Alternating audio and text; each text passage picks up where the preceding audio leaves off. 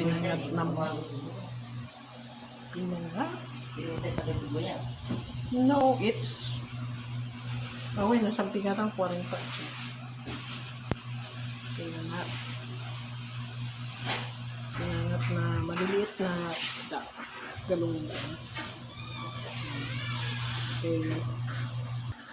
Yung isang maliliit, tinimplan ko na yan ng asin, paminta, tapos babalot dito sa dahon ng saging.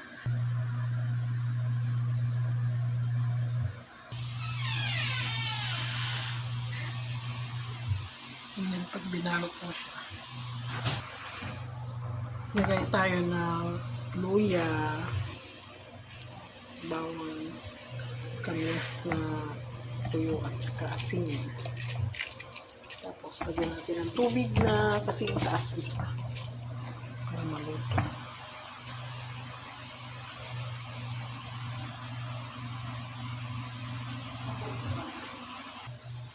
Ayan, may water na, tapos laga na yung para maging sinaing.